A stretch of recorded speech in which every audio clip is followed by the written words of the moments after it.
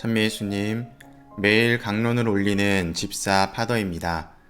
오늘은 2020년 8월 18일 연중 제20주간 화요일입니다. 오늘 일독서는 어제에 이어서 에젤키엘 예언서 28장 1절에서 10절의 말씀이 나옵니다. 오늘 나오는 말씀은 티로의 멸망에 대한 이야기를 다루고 있습니다. 티로가 멸망하게 되는 과정을 바라보면 재미있는 부분이 있습니다. 그것은 티로의 임금인 엣바알이 자신을 신적인 존재로 여기면서 위세를 떨치고 있는데 그 오만과 교만한 모습 때문에 멸망하게 되는 모습을 보게 되기 때문입니다. 에젤키엘이 보는 엣바알 3세의 죄는 자신의 지혜를 하느님의 지혜와 비교하는 오만을 저질렀다는 것입니다. 티로 임금이 이처럼 교만한 모습을 보인 것은 기원전 6세기에 바빌론에게 항복하지 않고 버틴 모습 안에서 출발합니다. 티로라는 작은 국가의 임금이 제국의 공격을 버틸 수 있었던 이유는 지정학적인 영향이 큽니다. 현재는 티로가 내륙에 붙어 있지만 예전에는 섬이었습니다.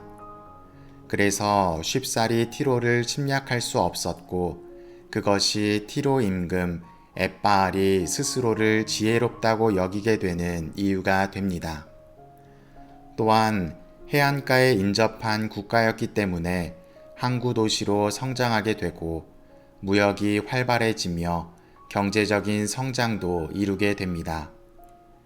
엣바알 3세 임금은 이러한 모든 것들이 자신이 이룩한 성과이며 자신이 바로 뛰어난 신이라고 여기게 됩니다. 여기서 한 가지 이해하고 넘어가면 좋은 부분은 과거의 임금들은 자신을 신격화하는 것이 일상이었다는 것입니다. 스스로를 위대한 인물로 포장하며 자신의 권위를 세웠습니다. 그것은 고대 근동지방에 인접한 모든 국가들이 그러했습니다. 다만 유일신을 믿고 있던 유다인들은 예외였습니다. 하느님의 예언자였던 에젤키엘은 티로 임금의 모습이 바로 하느님을 무시하는 우상 숭배라고 여겼던 것입니다. 티로가 섬이라고 말씀드렸는데 티로 임금이 자신을 신으로 여기게 되는 이유는 티로의 지정학적인 특징도 한몫을 하고 있습니다. 티로는 섬으로서 바다 한가운데 놓여 있었습니다. 즉, 물 위에 좌정하시는 이라는 표현처럼 이 표현이 하느님에게 유보된 것인데 그는 스스로를 물 위에 좌정하는 신으로서 표현하고 있었던 것입니다. 이로써 티로 임금은 모든 요소 안에서 자신이 하느님보다 뛰어난 존재라는 오만을 지니게 됩니다.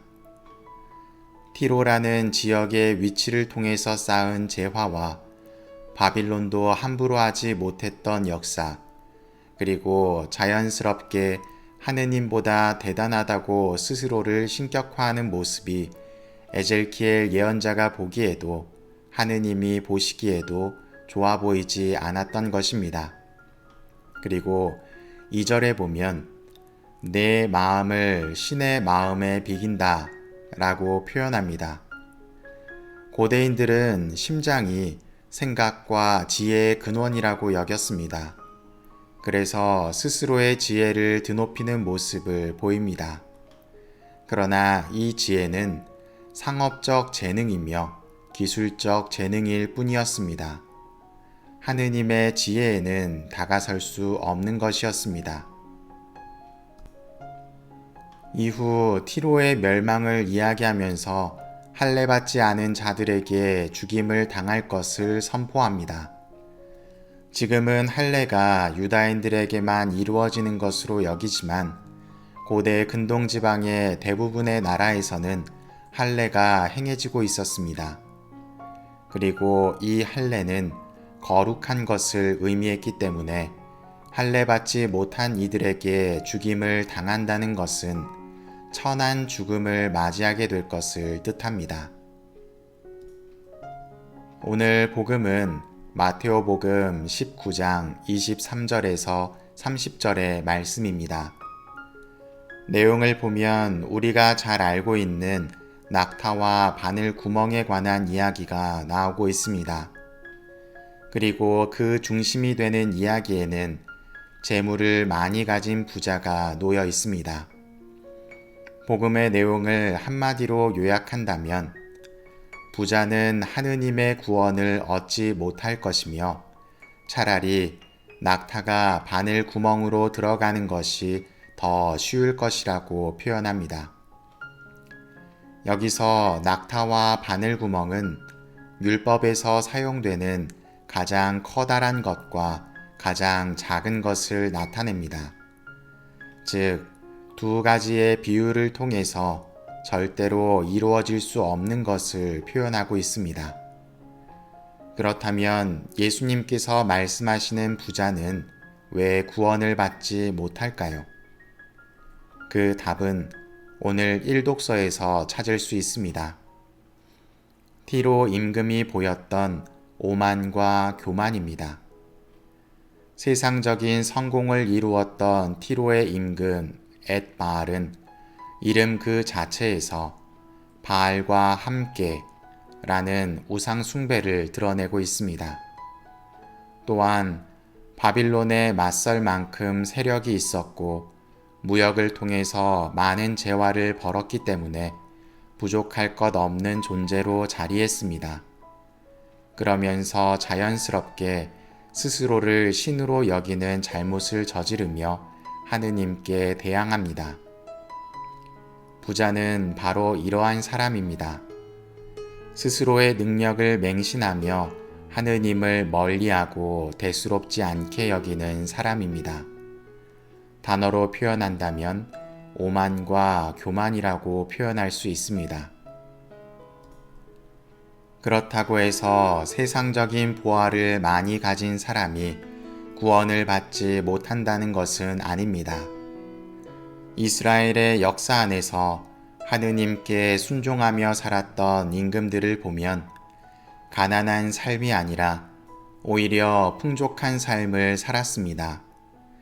그러나 그 모든 것은 내가 한 것이 아니라 하느님께서 마련해 주셨다는 확신 아래 있었기 때문에 안락한 시기를 보냈던 것입니다. 그 모습이 사그라드는 시점에 몰락의 길을 걸어갔던 모습을 우리는 떠올리게 됩니다. 겸손과 교만은 한 끗 차이입니다. 겸손한 사람도 교만한 사람도 이미 내적인 소양은 충분한 사람들입니다. 자신이 가진 지혜가 어디서 왔는지에 대한 확신의 차이가 그를 겸손한 사람으로 혹은 교만한 사람으로 만듭니다. 많이 알면 알수록 고개를 숙여야 된다고 합니다. 높이 오르면 오를수록 밑을 바라볼 줄 알아야 합니다. 내가 하느님께 다가서길 원한다면 더 낮아져야 합니다. 그때 하느님께서 당신의 강한 손으로 우리를 들어 높여 주실 것이기 때문입니다.